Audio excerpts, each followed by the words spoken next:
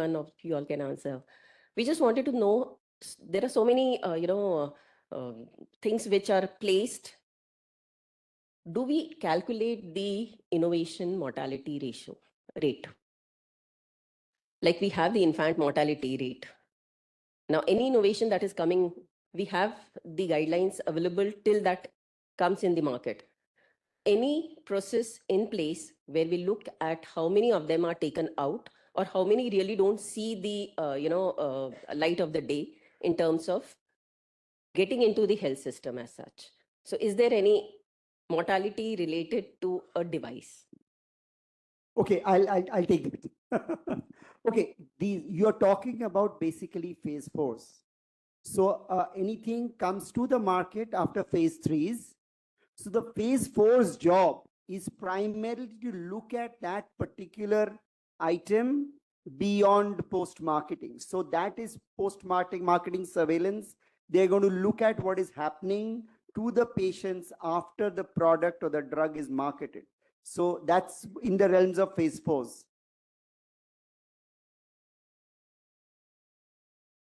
Any other question? Yeah. Morning, sir. I'm Kanal Sampath. I'm a law qualified officer. So basically, I think the ethical issues have not been covered in the. No, the speaker. There was a speaker for ethical issues. Just a small question for the audience to just know about it. What are the ethical issues, key considerations which will be considered while you design, develop, and deploy a medical device, which incorporates AI technologies, and how much patient safety and the informed consent part will be covered into that devices when you are designing it? This is the basic ethical considerations which will be done. Any of the panel can. So can I just sort of restrict the ambit of his query, sir, with the permission? So there are two things to it. I'll address your question from a user perspective. So let's not go into the domain of how they're developed, because I'm sure, at least not insofar as I know, none of us are into the that phase where we're developing devices. We are using them, right? So what I'll say is that bad science is bad ethics, first of all. Now, what is bad science in vis-a-vis from the perspective of a user? Bad science is when we adopt and start using a device without understanding its quality assurance or quality control cornerstones. And that is why we had this panel today. A lot of us didn't know that there is a classification to devices. A lot of us didn't know that what is a SAMD, what are the rules, what are the ISO classification. So from the user's perspective, knowing all this and incorporating all this in our decision-making process of whether to adopt that device or not to adopt the device is ethical enough. That's my take on it, sir. I'm not into device development, so I'm sure the developmental aspects may be answered by somebody else. So Dr. Renu, would you like to sort of respond to that? I think right from the need, we strictly follow the ethics rules. Even for observations, collecting data, using this data for diagnosis or for processing applications, we right away look into the ethics committee approvals. Without an IEC, we don't enter the hospital. I think that sort of sums it up. I think there is ethical approvals which are required at every stage. Yes, please go ahead. That would be the last question today, please. I mean, now at least. Morning, sir. Sir, just as a extension to what sir said, I happen to be a part of a device and development team earlier. So it's right from the concept stage. The ethics part, as he's brought, is incorporated from every part. It's not just, even if you are using a already approved technology, like one of our technologies. No, thank you. Yes, yeah, we understand that. So ethical approvals are a cornerstone of this entire process. So that shouldn't be an issue. Yes, somebody has a mic, but that would probably be the very last. Yes. I had a question about pharma. Actually, yeah, I can't refuse him. He knows why. Sir, go ahead. Sir spoke about adverse drug effects, adverse drug reactions, and pharmacovigilance. I think we need to be more careful about whether the drug actually works or not. I tell you why. I was sailing in a ship, which was a Russian ship recently procured. They had paracetamol, Russian paracetamol in that. I tried that for headache and I swear it by God works, sir. Not like the Indian paracetamol. There are patients whose blood pressure is not controlled by telmisartan. You tell them, "Aap baahar se dusra le lo," and it works. Are you telling anything new? So instead of pharmacovigilance, sir, to see if Yeah, I there's think adverse he reaction- mentioned that. Yeah, they That should at least- inadequate effect, please report them. Yes, they I should think at that is least be- something which was very clearly mentioned by Colonel Praful. I think we don't do it. None of us do it. Yes, sir. None of us have ever done How it. do I monitor that till the time I don't try a drug which is actually purchased from outside or maybe somewhere else? How do I measure it? No, if a drug is not giving its intended result, I think you don't need to compare it with something else. So every drug has something called an intended effect.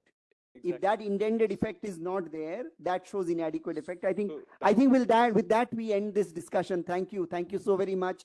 It was a wonderful discussion. Thank you all the speakers for giving us those wonderful and excellent new insights.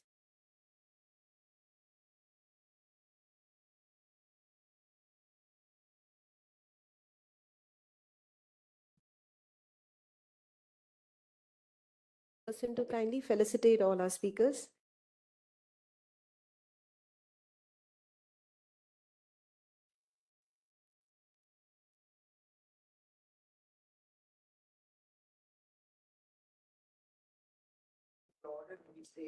We've done it, sir.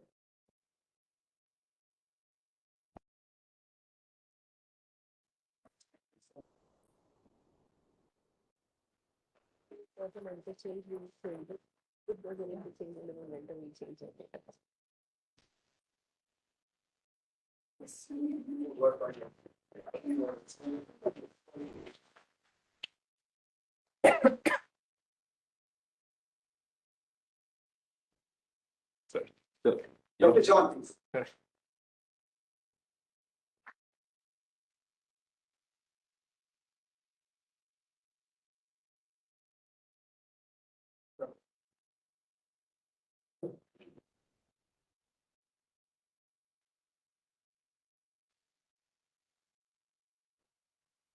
Sir, would request you to felicitate the rapporteurs as well, sir.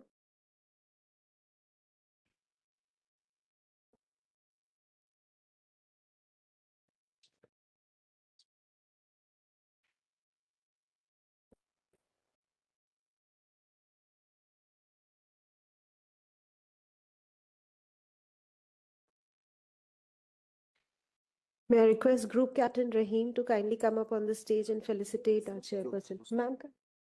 Josna.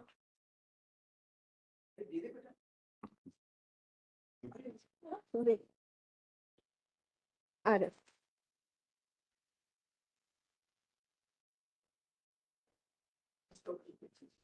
We just get it.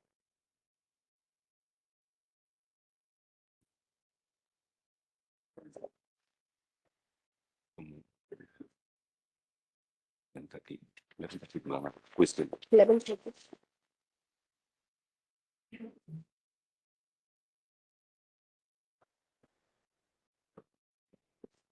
Thank you, sir.